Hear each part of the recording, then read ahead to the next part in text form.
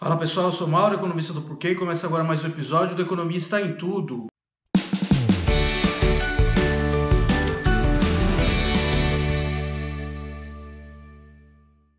Semana de Copom, que é a reunião do Banco Central para tomar a decisão com o que fazer com a taxa de juros, e é o Copom do coronavírus, né? Economia no chão, inflação super baixa. E o Banco Central se reuniu, era meio esperado uma queda, né, na Selic, na taxa de juros básica da economia, que é controlada pelo Banco Central via suas decisões de política monetária, e aí decidiu ter uma queda de 0,75 pontos percentuais. Então ela estava em 3,75, ela já veio caindo durante um tempo, aí recentemente, e agora teve uma queda relativamente grande. Aí eu vou argumentar daqui um tempo que na verdade foi tímida.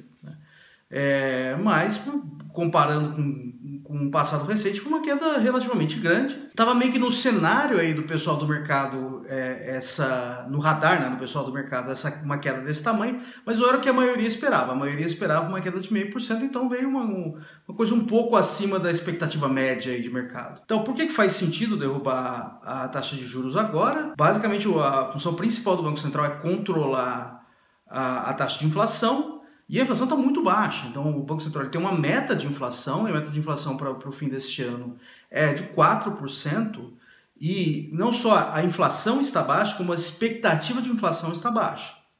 Então, olha para o último dado da inflação de abril, já veio deflação, já veio um número negativo. É o menor valor para o IPCA, que é o principal índice de inflação brasileiro, desde sempre, desde a história, o menor valor para abril, desde da história do IPCA. Tá? E é um dos menores valores da história do IPCA em geral, e é o menor valor para abril. Então já veio uma deflação agora. Normalmente a deflação pode ser uma coisa esporádica, causada por um item particular. Lógico, teve uma queda substancial no preço da gasolina, dos combustíveis, porque o preço do petróleo no mundo está despencando, e isso ajudou a puxar o índice para baixo, mas o que é meio preocupante é que a deflação está meio espalhada no índice como um todo. Então, se a gente pega o índice de inflação IPCA, ele é dividido em grandes grupos, né? Então tem 9 grandes grupos. Dos 9 grandes grupos, 6 estão com deflação, então que é a queda média de preços. Então é uma coisa que está meio espalhada no índice como um todo, o que é meio preocupante, né? Preocupante por quê? Porque é meio que um reflexo de que a demanda está muito baixa, e essa demanda baixa está puxando os preços para baixo. E é normal que a demanda esteja baixa, né? A demanda é baixa por causa, basicamente, porque está tendo a economia tomando um choque gigantesco, que é o coronavírus, né? Então, você tem não só o efeito da doença, mas as medidas necessárias para diminuir a difusão. Então, isso aí tende a jogar a economia no chão. O impacto sobre a inflação, a princípio, é ambíguo, né? Porque, por um lado, você aumenta também o custo das coisas, né? Porque você diminui movimentos, mas, por outro lado, você também joga a demanda lá para baixo, né? E isso tende a diminuir a inflação. E o que parece é que o efeito da demanda está preponderando e está jogando a inflação lá para baixo. É lógico, olhar para um dado em particular, para um mês em particular, e olhar um dado de deflação e já achar que é um sintoma geral de uma queda brutal de demanda, é um pouco precipitado, eu concordo.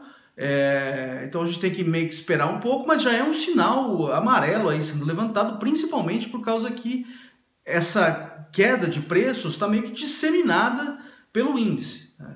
Então só tem 3 itens lá que tiveram subidas de preço dos grandes grupos, né, do IPCA, e os que tiveram subido, 2 deles foram subidas bem pequenas, né? Só o item de alimentação e bebidas que teve uma subida razoável, tá? Então é uma coisa que realmente parece que está disseminada no índice, então é uma coisa para a gente prestar atenção aí durante os próximos meses, tá? Então esse cenário de inflação baixa e de atividade fraca, ele prescreve uma queda na taxa de juros. Bom, por que eu vou argumentar que a queda foi tímida, apesar de ter sido uma queda relativamente grande para os padrões que a gente está acostumado, né? E aí também não estava estava ali no radar do mercado, mas não era o que a maioria das pessoas esperava. Foi uma queda maior do que a expectativa média. Tá? Por que eu vou argumentar que foi tímido? Então, o que importa no fim das contas, para quem está tomando emprestado ou para quem está fazendo um investimento, é o retorno real do ativo, ou seja, a taxa de juros real associada a esse ativo. E a Selic ela acaba embasando boa parte do retorno de diversos ativos financeiros que tem na economia. Tá? Então, o que é esse retorno real? O retorno real é o retorno que a gente observa. Então, por exemplo, 3,75% ou 3%, que é a taxa de juros, menos a expectativa de inflação. Esse é o retorno real esperado. Mas por que tem que tirar a expectativa de inflação da taxa? Tá? Então, quando você, por exemplo, faz um investimento, o dinheiro fica parado ali, você não está usando ele para consumir. Quando ele fica parado, ele perde valor por causa da inflação. Então, eu tenho do retorno que eu olho, por exemplo, 3,75, que é a Selic, eu tenho que extrair a inflação disso. Só que a gente não sabe a inflação hoje para o fim do ano, então a gente tem que se basear numa expectativa de inflação. Então, a gente tem essas medidas de expectativa de inflação, que é a expectativa de inflação que tem do relatório Focus do Banco Central, que faz tomadas de expectativa que as instituições financeiras e consultorias estão esperando para o fim do ano. Então, o que é a taxa real? A taxa real é a taxa nominal, que é a Selic, menos a expectativa de inflação. O que está acontecendo é que a expectativa de inflação está despencando no Brasil nesse período. Tá? Então, se a gente olhar, a gente produziu um texto recentemente, lá no começo do ano, a expectativa de inflação estava em 3,6% para o fim do ano. Hoje ela já está em 2%. Tá? Então se caiu brutalmente a expectativa de inflação. Então isso aí, como lembra, a taxa real é a taxa nominal menos a expectativa de inflação. Com a expectativa de inflação caindo, a taxa real tende a subir. Então o Banco Central ele basicamente cortou a taxa de juros nominal agora. Mas isso não está sendo suficiente para fazer com que a taxa de juros real caia. Então deixa eu dar alguns números. Então, como eu disse no começo do ano, a expectativa de inflação é 3,6% e a Selic estava em 4,5%. Então o que é a taxa real ali? É 4,5% menos 3,6%, que é 0,9%. Hoje a Selic, depois da queda, ela foi para 3%. A expectativa de inflação está em 2% hoje. Então é 3 menos 2, que é 1%. Tá? Então basicamente o que essa mudança está fazendo, o cachorro está basicamente correndo atrás do rabo. Tá? Você está deixando a taxa de juros real aí mais ou menos constante desde o começo do ano. Então não tem um estímulo extraordinário. O Banco Central fala no comunicado tem um estímulo extraordinário. Não tem um estímulo extraordinário. Você basicamente está deixando a taxa de juros real parada em relação ao que estava no começo do ano. O Banco Central ainda sinalizou que deve ter mais um corte aí, mas que vai meio que observar a situação fiscal. Tá? Então, pode ser que venha um estímulo maior ainda por aí, deve vir um estímulo maior, que deve ser no máximo mais 0,75, mas que isso é condicional no cenário, principalmente fiscal. Já vou falar sobre isso daqui a pouco. Então, isso aí pode estar meio que limitando o Banco Central a tomar uma decisão um pouco mais agressiva de baixar a taxa de juros, e no caso, para baixar ainda mais para que você tenha uma queda na taxa de juros real e você consiga, de fato, estar num nível mais estimulativo da política monetária. Tá? Só um ponto importante, a política monetária não vai fazer milagre aqui. Tá? Basicamente você não vai sair estimulando a demanda porque está todo mundo basicamente travado em casa. Tá? A economia vai sofrer muito. É só basicamente para você dar um alívio aí para empresas não quebrarem aí no meio do caminho, diminuir pelo menos um pouco da quebradeira para elas conseguirem enrolarem suas dívidas de uma maneira mais barata. E também dá algum tipo de alívio aí pro tesouro também, né? Porque você diminui o custo em termos de juros, vai ter que pagar, a gente vai ter o lado fiscal vai se deteriorar muito seriamente, e isso é uma coisa normal, é uma coisa esperada numa pandemia dessa, né? Porque você precisa socorrer pessoas em vulnerabilidade, socorrer empresas para não quebrar, e o juro mais baixo também ajuda aí nesse processo de você, pelo menos, diminuir um pouco o impacto fiscal. Mas o que pode estar limitando o Banco Central a fazer um corte um pouco maior, na verdade, né? Um pouco mais agressivo? Tá?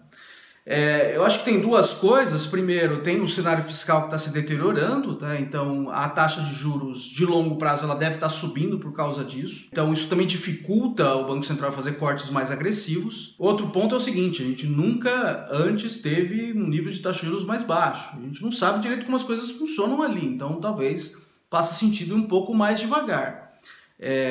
Pode ser que, por exemplo, você tenha uma saída muito rápida de capital, porque o juros fica mais baixo, e aí o câmbio começa a disparar lá para cima por causa disso. Você pode ter empresas ficando mais vulneráveis por causa que, por exemplo, tem dívida em dólar, e o efeito no fim pode ser, na verdade, ir no sentido contrário. Então acho que tem um certo medo aí do Banco Central de acontecer isso. Não está claro para mim que de fato aconteceria. Tá? Eu acho que tem que ser mais agressivo mesmo. Não está claro que aconteceria uma coisa dessa, tem um movimento tão grande de capital desse jeito, mas de novo a gente não sabe. Tá? Outra coisa que está acontecendo no Brasil não é só o lado fiscal. Não está claro o que vai acontecer com a agenda do começo do governo Bolsonaro, aquela ideia de carta branca sendo dada ao ministro Paulo Guedes, fazer um programa de ajuste fiscal e várias reformas para aumentar a produtividade. Isso não está nada claro agora. A gente já tinha falado sobre isso há 2 semanas atrás, quando veio esse programa aí de investimento público que é uma coisa meio estranha e o ministro Paulo Guedes está basicamente fora dessa discussão. E agora saiu uma notícia essa semana que o presidente teria dado aval, o presidente da República teria dado aval para que... Deixa eu voltar um pouco do começo da história. Tem esse pacote aí de ajuda a estados e municípios, e estava em discussão no Congresso, e parte da amarração aí do pacote é que ninguém poderia dar aumento para servidores públicos. Isso faria parte do pacote, tá? E isso é uma coisa que tem apoio da equipe econômica, e parece que isso aí foi aliviado ali no Congresso com o aval do próprio presidente. Então foi contra a equipe econômica. Então as coisas não estão muito claras daqui para frente, qual vai ser o papel aí da ideia inicial ali do governo Bolsonaro de ajuste fiscal e políticas para aumentar a produtividade, reformas para aumentar a produtividade. Então não está nada mais claro agora. Então não é só a fragilidade fiscal por causa dos gastos que viriam com o coronavírus e a queda da arrecadação, mas também a gente não sabe muito bem o que vai ser depois. E esse medo do Banco Central de que o câmbio pode disparar, por exemplo, tá? A gente já viu algum movimento no câmbio depois da decisão do Banco Central. Então, no dia seguinte ao anúncio da nova Selic, você vê a taxa de câmbio aumentando bastante. Você vê um aumento de 2% ali no dia e o dólar espetando em 5,80. Tá? Mas também tive outras coisas acontecendo ao mesmo tempo. Então não dá para cravar que isso aí foi por causa da Selic. A gente tem a deterioração da crise política ficando cada vez mais forte no Brasil. E além disso, naquela época foi que aconteceu essa história aí do pacote de estados e municípios e esse aval do presidente Bolsonaro para aliviar-se um pouco essa história de não dar aumento para servidores. Então tem outras coisas acontecendo ao mesmo tempo que também contribuem para puxar o câmbio para cima. E a hora que a gente olha no dia, isso foi na quinta-feira depois do anúncio do Copom, né? A hora que a gente olha para o dia seguinte também, a gente vê o câmbio voltando. Então aparentemente assim, o impacto que isso teve, a gente não sabe direito, porque tem outras coisas acontecendo, mas se tivesse um impacto muito grande, porque isso sobressairia todo o resto. Tá? Então parece que não foi muito por aí também. Lógico, não dá para saber o que vai acontecer se continuar baixando, pode ser que tenha efeitos diferentes ali, mas eu não tenho nenhum motivo para esperar que vai ter reviravoltas muito grandes. Então eu acho que agora o momento é um momento importante para a política monetária aliviar, tem espaço para isso, como eu disse, por causa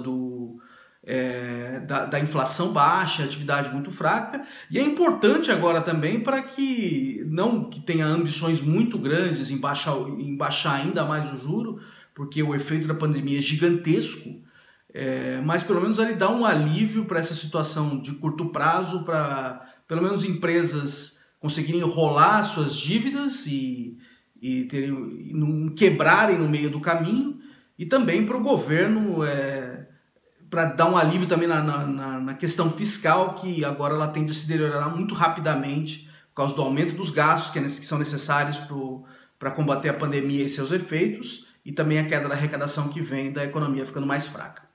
É isso aí, pessoal. Muito obrigado por ter assistido o vídeo. A gente volta a conversar mais na semana que vem. Dá uma olhada no nosso canal www.porquê.com.br, tem bastante conteúdo lá. A gente também está nas redes sociais, a gente também está aqui no YouTube, no Facebook, no Instagram e no Twitter.